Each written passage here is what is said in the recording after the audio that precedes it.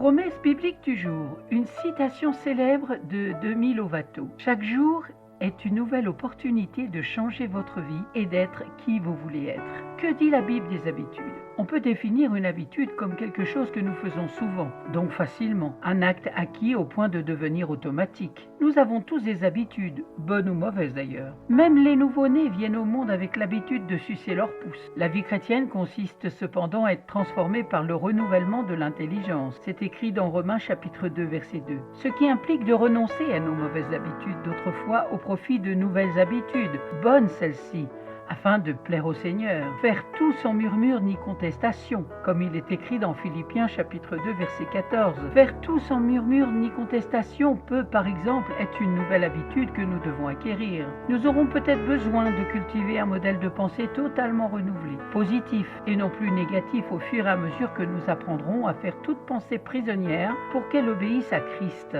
Vous lisez cela dans 2 Corinthiens chapitre 10 verset 5. Le commandement de Dieu de ne pas voler implique de cultiver l'intégrité en toutes choses, ce qui pour certains peut impliquer d'acquérir de nouvelles habitudes. Nous devons nous dépouiller de notre ancienne nature et revêtir la nouvelle nature que nous avons reçue au moment de notre naissance spirituelle dans la famille de Dieu. Lisons cela dans Colossiens chapitre 3, versets 9 à 10. Oh, c'est pas facile, c'est même impossible par nos propres forces. Mais Paul nous le rappelle, je peux tout par celui qui me fortifie, c'est-à-dire Jésus-Christ par son Esprit Saint. Philippiens chapitre 4, verset 13. Pour ce qui est des habitudes susceptibles d'avoir des conséquences sur notre santé, comme le tabac, l'alcool, la drogue, etc., la Bible dit « Ne le savez-vous pas, votre corps est le temple du Saint-Esprit qui est en vous et que vous avez reçu de Dieu. Vous ne vous appartenez pas à vous-même, car vous avez été racheté à un grand prix. Rendez donc gloire à Dieu dans votre cœur et dans votre esprit qui appartiennent à Dieu. »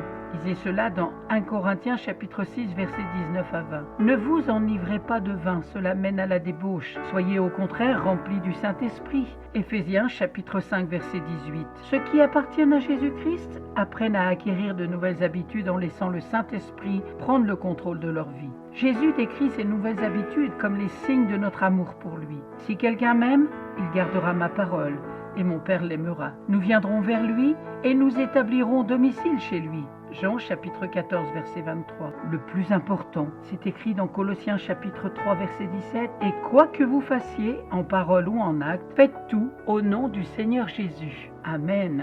Merci d'avoir pris du temps pour écouter Promesse biblique du jour, qui s'intitule aujourd'hui avec cette petite question: que dit la Bible des habitudes? J'espère que vous avez été éclairés, encouragés, fortifiés par la parole de Dieu. C'est toujours le but. Soyez abondamment bénis et je vous donne rendez-vous à très bientôt.